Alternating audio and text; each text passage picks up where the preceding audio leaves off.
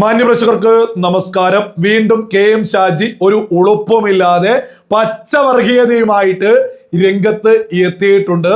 മുസ്ലിം ലീഗൊക്കെ എത്രത്തോളം പച്ചവർഗീയ പാർട്ടിയാണ് എന്നുള്ളതിന്റെ വ്യക്തമായ തെളിവുകളുമാണ് നമ്മൾ ഈ ഒരു വീഡിയോയിൽ മുന്നോട്ട് വെക്കുന്നത്.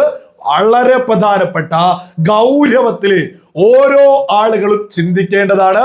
മുസ്ലിം ലീഗ് കൃത്യമായിട്ട് ആഭ്യന്തരമന്ത്രി സ്ഥാനം പോലും വരുന്ന തിരഞ്ഞെടുപ്പിൽ അവകാശപ്പെടാൻ കൂടിയാണോ കെ.എം. ഷാജിയൊക്കെ നിരന്തരം ഇതുപോലെയുള്ള പച്ചവർഗീയത തുപ്പി മുന്നോട്ട് പോകുന്നത് എന്നുള്ളത് കൂടെ ഓരോ ആളുകളും ഒന്ന് ചിന്തിച്ചു നോക്കൂ.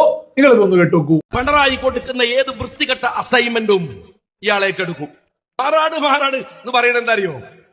മരുമോൻ മത്സരിക്കേണ്ടത് ബേപ്പൂരിലാണ്. മാറാട് ബേപ്പൂരിലാണ്. അവിടെ വേറെ ചിലരൊക്കെ വരും എന്ന ഒരു സ്ട്രാറ്റജി UDF പ്ലാൻ ചെയ്തിട്ടുണ്ട്. മനസ്സിലായങ്ങൾക്ക് മരുമോന്റെ വോട്ടെണ്ണി നോക്കുമ്പോൾ മരുമോന്റെ നില പഞ്ചായത്ത് തെരഞ്ഞെടുപ്പ് പരിശോധിച്ചാൽ കുറച്ച് പരുങ്ങല്ലുമാണ്. മരുമോനെ രക്ഷിച്ചെടുക്കാൻ മാറാടെന്ന ആ പഴയ വേദനിക്കുന്ന ഓർമ്മ മലയാളിയുടെ ഹൃദയത്തിലേക്ക് പിന്നെയും കൊണ്ടുവരാൻ ബാലൻ ഏറ്റെടുത്ത അസൈൻമെന്റ് ആണിത്. ജമാഅത്തെ ഇസ്ലാമി എന്ന് പറയുമ്പോൾ ഇൻഡയറക്റ്റായി ബാലൻ പറയാൻ ശ്രമിക്കുന്നത് ഒരു മുസ്ലിം ആഭ്യന്തരമന്ത്രിയാകുമെന്നാണ്. അതുകൊണ്ട് ഒരു മുസ്ലിം ആഭ്യന്തരമന്ത്രി ആയിക്കൂടാ. നിങ്ങൾ കേട്ടില്ലേ? മാറാട് എന്ന് പറഞ്ഞാൽ ഇവർക്കത് തീരെ പിടിക്കില്ല. കാരണം എന്താ? മാറാട് കലാപത്തിൽ പ്രതികളായിട്ട് മുസ്ലിം ലീഗ് നേതാക്കന്മാരുണ്ട്, മുസ്ലിം ലീഗിന്റെ ആളുകളുണ്ട്. മാറാട് കലാപത്തിൽ പ്രതികളായിട്ട് ഇത് എന്റെ ഇഷ്ടത്തിന് എന്തെങ്കിലും പറയല്ല. കൃത്യമായിട്ട് അന്വേഷണ റിപ്പോർട്ടിൽ കൃത്യമായിട്ട് കാണാൻ സാധിക്കും. മാറാട് കലാപം ചർച്ചയായാൽ അതിൽ പ്രതികളായിട്ട് മുസ്ലിം ലീഗ് നേതാക്കന്മാരുൾപ്പെടെ ഉണ്ട് എന്നുള്ളത്. അതുകൊണ്ട് തന്നെ മാറാട് എന്ന് കേട്ടാൽ വലിയ കലി ഇളകും ഈ മുസ്ലിം ലീഗുകാർക്ക്. അതാ ഇപ്പോ കണ്ടോണ്ടിരിക്കുന്നത്. മാത്രമല്ല, വരുന്ന നിയമസഭാ ഇലക്ഷനിലേക്ക് തന്ത്രപരമായിട്ട് പച്ചവർഗീയതയല്ലേ ഈ തുപ്പിക്കൊണ്ടിരിക്കുന്നത്. നിങ്ങളൊക്കെ തന്നെ ഒന്ന് ചിന്തിച്ചു, എത്ര ഗൗരവകരമായിട്ടുള്ള ഒരു വിഷയ ഈ മാറാട് കലാപവുമായി ബന്ധപ്പെട്ട് പറഞ്ഞതും ജമാഅത്തെ ഇസ്ലാമി ഒരു വർഗീയ സംഘടനയാണ് എന്നും ആ ഒരു വളരെ ഗൗരവകരമായിട്ടുള്ള ഒരു വിഷയത്തെ ലളിതവൽക്കരിക്കാൻ തന്ത്രപരമായിട്ട് ബേപ്പൂർ സീറ്റിനെ കുറിച്ചൊക്കെ വിളിച്ചു പറയുന്നത് നിങ്ങൾ കേട്ടില്ലേ?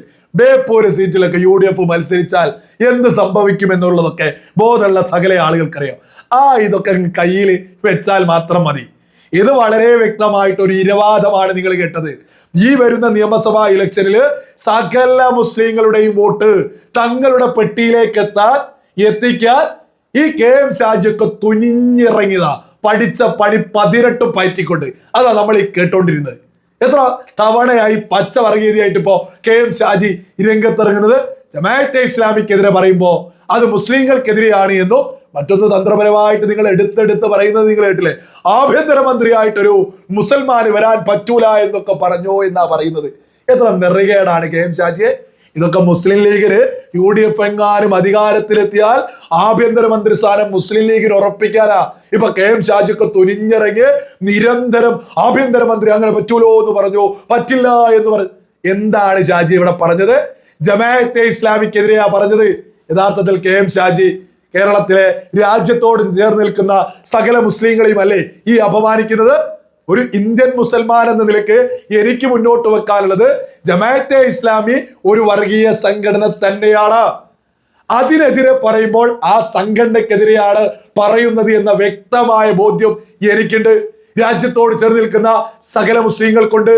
എന്നാൽ ഈ ഒരു വിഷയത്തെയാണ് കെ.എം. ഷാജി സാധാരണക്കാരായിട്ടുള്ള സകല മുസ്ലിങ്ങളെയും അങ്ങ് തെറ്റിദ്ധരിപ്പിക്കാൻ വേണ്ടിയിട്ട് ഉളുപ്പില്ലാതെ പറയുന്നത് ജമാഅത്തെ ഇസ്ലാമിക്കെതിരെ പറഞ്ഞത് മുസ്ലിമിനെതിരെയാണോ എന്ന്. അങ്ങനെ രാജ്യത്തോട് ചേർന്ന് നിൽക്കുന്ന മുസ്ലിങ്ങളും ചിന്തിക്കേണ്ടത് നാളെ ലഷ്കർ-ഇ തൊയ്ബക്കെതിരെ, ഹിസ്ബുൽ മുജാഹിദീനെതിരെ, ഹമാസ് എന്ന ഭീകര സംഘടനക്കെതിരെ, ഹിസ്ബുല്ല എന്ന ഭീകര സംഘടനക്കെതിരെ, ഹൂത്തി എന്ന ഭീകര സംഘടനക്കെതിരെ ആരെങ്കിലും എന്തെങ്കിലും ഒരു പ്രഖ്യാപനം നടത്തിയാൽ അത് മുസ്ലിമിനെതിരെയാണോ എന്ന് പറഞ്ഞ് ഇരവാദവുമായിട്ട് ഈ കെ.എം. ഷാജിയൊക്കെ രംഗത്ത് വരുമോ എന്ന് ഭയന്നുകൊണ്ട് തന്നെ വേണം ഇവനെയൊക്കെ ബോധമുള്ള ആളുകള് നോക്കിക്കാണേണ്ടത്. ഈ കെ.എം. ഷാജിയൊക്കെ അധികാരത്തിന് വേണ്ടി എന്ത് നെറുകേടും ചെയ്യുമെന്നുള്ളതിന്റെ ഏറ്റവും വലിയ തെളിവല്ലേ? ജമാഅത്തെ ഇസ്ലാമിക്കെതിരെ പറയുമ്പോ അത് വർഗീയ സംഘടനയാണ് എന്ന് പറയുന്നതിലപ്പുറം അത് മുസ്ലിങ്ങൾക്കെതിരെയാണ് എന്ന് പറയുന്നത് എത്ര വലിയ നെറുകേടാണ്. ഈ മുസ്ലിം ലീഗ് എന്ന് പറയുന്നത് സകല ബോധമുള്ള മലയാളികളും തിരിച്ചറിയേണ്ടതാണ്. രാജ്യത്ത് 2000-ലധികം രജിസ്റ്റർ ചെയ്ത രാഷ്ട്രീയ പാർട്ടികളുണ്ട്. ഈ ഒരു മുസ്ലിം ലീഗ് മാത്രമേ ഒരു മതത്തിന്റെ പേരിൽ മുന്നോട്ട് പോകുന്ന ഒരു പാർട്ടിയുള്ളൂ. ഈ ഒരൊറ്റ പാർട്ടി മാത്രം. എന്നിട്ടും നമ്മുടെ കേരളത്തിൽ ഇതിനെ ആളുകൾ പറയുന്നത് മതേതരത്വ പാർട്ടി. എങ്ങനെയാണ് ഈ പച്ച വർഗീയത തുപ്പുന്നത് നിങ്ങൾ നിരന്തരം കാണുന്നില്ലേ? ഈ KM ഷാജിയൊക്കെ വർഗീയത തുപ്പുന്നത് പോലെ കേരളത്തിൽ മറ്റേതെങ്കിലും ഒരു രാഷ്ട്രീയ നേതാവ് വർഗീയത തുപ്പിയിട്ടുണ്ടോ? ഓരോ മലയാളികളും ചിന്തിക്കേണ്ടതാ. എന്തിനേറെ പറയുന്നു ഇവരുടെ സംസ്ഥാന പ്രസിഡന്റ് ഈ തങ്ങളുണ്ടല്ലോ, സയ്യിദ് സാദിഖ് അലി ശിഹാബ് തങ്ങള് എന്താ വിളിച്ചു പറയുന്നത്? സ്ഥിരമായിട്ട് പറയുന്നത് നമ്മൾ കേൾക്കാറില്ലേ?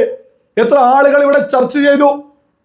തുർക്കിയില് എർദോഗാൻ ഹഗിയ സോഫിയ ദേവാലയം പിടിച്ചെടുത്ത സമയത്ത് ഒരു ഉളുപ്പുമില്ലാതെ അതിനെ ന്യായീകരിച്ച് ലേഖനം എഴുതിയ ആളായി പറയുന്ന മുസ്ലിം ലീഗിന്റെ സംസ്ഥാന പ്രസിഡന്റ്.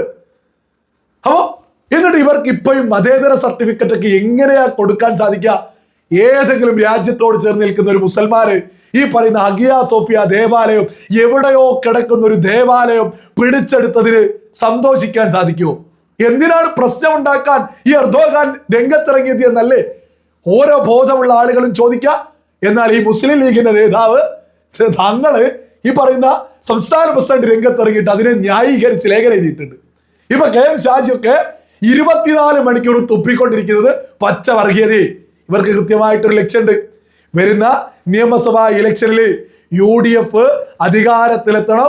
ആഭ്യന്തരമന്ത്രിയൊക്കെ തന്നെ ആർക്ക് കിട്ടണം? മുസ്ലിം ലീഗിന് കിട്ടണം. അതിനുള്ള ഇരവാദമായി നടത്തിക്കൊണ്ടിരിക്കുന്നത് കേരളത്തിലെ popular front, Jamaat-e Islami, SDPI, ഈ സകല ടീമിന്റെയും വോട്ടിന് ഞങ്ങളാണ് ഉത്തരവാദികൾ, ഞങ്ങളാണ് ഇതിന്റെയൊക്കെ തന്നെ ലീഡർഷിപ്പ്, ഞങ്ങൾക്ക് വലിയ രീതിയിലുള്ള ആവശ്യങ്ങളുണ്ട്, അത് ഞങ്ങൾ നേടിയെടുക്കുമെന്ന് പറഞ്ഞ് മതത്തിന് വേണ്ടി തന്നെയാണ് ഈ രംഗത്തിറങ്ങുന്നത് എന്ന് ഈ പറയുന്ന KM ഷാജി പ്രസംഗിച്ചിട്ടല്ലേ? ഓരോ മലയാളിയും ഇതൊക്കെ ചിന്തിക്കണോ? ഈ പറയുന്ന ജമാഅത്തെ ഇസ്ലാമിയെ പിന്തുണച്ച്, പോപ്പുലർ ഫ്രണ്ടിനെ പിന്തുണച്ച്, ഈ പറയുന്ന SDPIയെ പിന്തുണച്ചൊക്കെ ഇവിടെ ആര് രംഗത്തിറങ്ങിയാലും അതിലെവിടെയാ സമാധാനം നമ്മുടെ നാടിന് ഉണ്ടാവുക? ജമാഅത്തെ ഇസ്ലാമി ബംഗ്ലാദേശിലേക്ക് നോക്കിയാൽ നരനായാട്ട് നടത്തുന്ന ജമാഅത്തെ ഇസ്ലാമിക്കെതിരെ പറഞ്ഞാൽ പോലും നമ്മുടെ കേരളത്തില് UDFകാർക്ക്, പ്രത്യേകിച്ച് മുസ്ലിം ലീഗുകാർക്ക് അതങ്ങ് സഹിക്കാൻ സാധിക്കുന്നില്ല. അത്തരത്തിലായി ഇപ്പൊ മുന്നോട്ട് വന്നു. ഒരാളും ഇതിനെതിരെ ഒരു ചർച്ച നടത്തും. നമ്മുടെ കേരളത്തില് എത്രത്തോളം അപകടകരമാണ് എന്നുള്ളത് ഓരോ ആളുകളും ചിന്തിക്കണോ? ഹമാസ് എന്ന ഭീകര സംഘടനക്ക് അനുകൂലമായിട്ട് പറഞ്ഞാൽ ഇവിടെ മതേതരവാദികളാവും.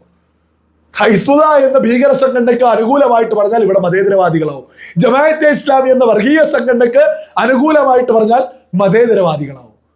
പോപ്പുലർ ഫ്രണ്ട് എന്ന തീവ്രവാദ സംഘടനയെ അനുകൂലമായിട്ട് പറഞ്ഞാൽ ഇവിടെ മതേതരവാദികളാവും. അത്തരത്തിലല്ലേ നമ്മുടെ കേരളം ഇപ്പോ മുന്നോട്ട് പോകുന്നത്? എന്തുകൊണ്ടാ ഈ KM ഷാജിക്കെതിരെ ഒന്നും നമ്മുടെ കേരളത്തിലെ ഒരു പ്രമുഖ മാധ്യമങ്ങൾ പോലും ഒരു അന്തിച്ചർച്ച പോലും നടത്താത്തത്? ഈ പറയുന്ന UDF അധികാരത്തിലെത്തിയാൽ ഒരു തർക്കവും വേണ്ട, പിന്നിൽ നിന്ന് നിയന്ത്രിക്കുക ജമാഅത്തെ ഇസ്ലാമിയും മുസ്ലിം ലീഗും ഒക്കെ തന്നെയായിരിക്കും. ഒരു തർക്കമില്ലാത്ത വിഷയ. ഇത്തരം ആളുകൾക്ക് ബോധവും വിവരവും വിവേകവുമുള്ള ഓരോ മനുഷ്യരും വോട്ടു ചെയ്യാൻ പോലും പാടില്ല.